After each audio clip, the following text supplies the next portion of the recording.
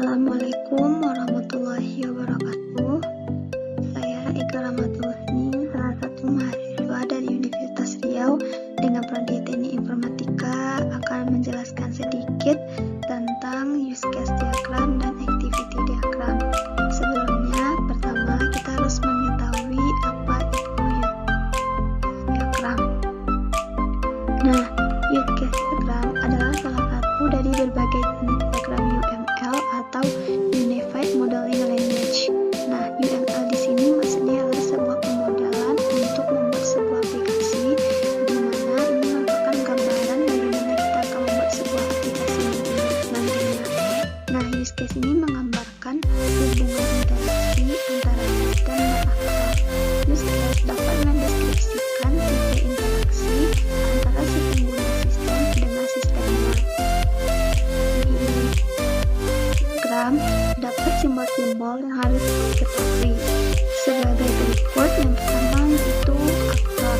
Aktor merupakan sebuah simbol untuk mewakili peran orang. Nah, untuk seperti ini.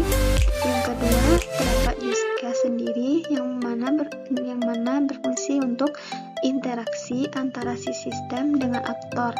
Yang ketiga, association merupakan penghubung antara aktor dengan use case. Yang selanjutnya, generalisasi, yaitu menunjukkan spesialisasi aktor untuk dapat berpartisipasi dengan use case. Yang kedua itu ada include dan extend. Dalam simbol use case dapat include dan extend. Include menunjukkan bahwa use case seluruhnya merupakan fungsionalitas dari use case, sedangkan extend merupakan tambahan fungsional dari use case lainnya jika suatu kondisi terpenuhi. Jadi maksudnya adalah include merupakan kondisi yang benar-benar wajib ada, sedangkan extend dia ada jika sebuah kondisi terpenuhi. Jadi sebuah use case diagram yaitu use case aplikasi ojek online. Di sini terdapat, kita lihat di sini ada aktor. Ini ada aktor. Nah, karena ojek online ada dua sisi, yaitu penumpang dan driver. Nah, yang di tengah-tengah ini kita sebut dengan sistem. Nah, penumpang dan driver harus berada di luar sistem. Nah, pada tengah itu maksudnya adalah yang pertama kita ke penumpang. Penumpang dia harus bukan harus, tapi dia bisa melakukan pekerjaannya itu registrasi, dan kedua pesan ojek tersebut, dan terakhir itu melakukan pembayaran. Nah, si penumpang ini akan melakukan tiga kondisi tersebut. Sedangkan driver dia melakukan registrasi dan menerima pesanan dari si penumpang, menjemput penumpang, serta menuju lokasi tujuan. Itulah yang akan dilakukan oleh si driver. Nah, di sini merupakan include semuanya. Nah, ini merupakan tanda include. Kenapa? Karena dia merupakan suatu aktivitas atau kegiatan yang harus wajib dilakukan oleh si aktor, yaitu penumpang dan driver. Nah, si use case ini kita bisa aplikasikan atau kita ubah bentuknya ke dalam bentuk diagram lain, yaitu diagram activity diagram. Nah, kita harus mengetahui apa itu activity diagram. Activity diagram yaitu diagram yang dapat memodelkan proses-proses yang terjadi pada sebuah sistem. Nah, runtutan proses dari sistem ini digambarkan secara vertikal. Activity diagram merupakan pengembangan dari use case. Nah, di sini merupakan pengembangan dari use case. Jadi, di activity diagram akan dijelaskan secara lebih rinci bagaimana sebuah use case itu bekerja. Misalkan seperti login, nah itu akan dijelaskan bagaimana aktivitas dari login tersebut. Nah, di activity diagram terdapat komponen-komponen yang harus diketahui, yaitu seperti berikut. Ini merupakan pertama itu bulat, simbol bulat hitam merupakan status awal, yang merupakan suatu status awal dari activity diagram. Yang kedua, aktivitas. Nah, aktivitas ini merupakan aktivitas yang dilakukan oleh sistem. Selanjutnya, percabangan atau disebut juga dengan decision merupakan pilihan aktivitas yang lebih dari satu. Nah, yang selanjutnya itu penggabungan. Penggabungan di mana lebih dari satu aktivitas lalu digabung.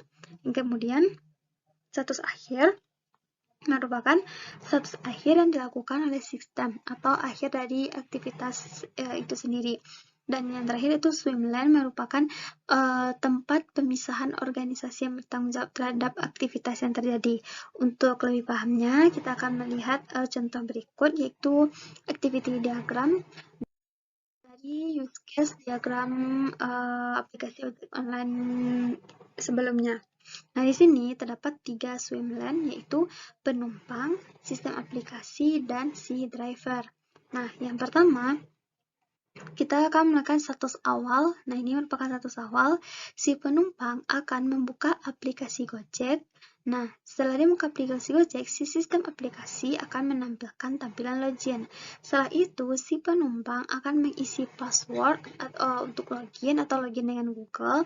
Nah, si sistem aplikasi ini akan memverifikasi. Nah, karena untuk memverifikasi, maka akan terjadi dua aktivitas, yaitu bisa dia benar dan juga dia salah. Nah, jika dia salah, maka loginnya akan gagal.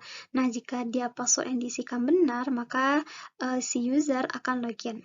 Nah, karena dia login, maka si sistem aplikasi akan menampilkan menu Gojek.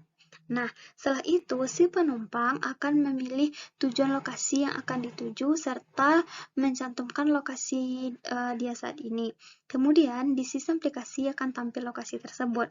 Setelah itu, sebelum melakukan pemesanan akan ditampilkan metode pembayaran. Nah, si penumpang akan memilih metode pembayaran, yaitu ada 2, GoPay dan tunai. Nah, tunai ini, GoPay ini maksudnya sudah ada saldo di dalam aplikasi.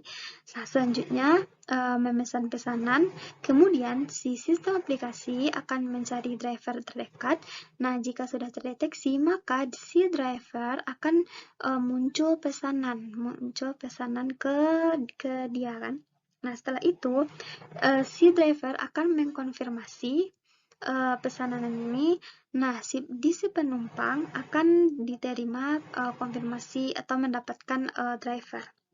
Setelah itu, si penumpang menunggu driver, si driver akan menuju ke penumpang dengan si sistem akan menampilkan lokasi driver.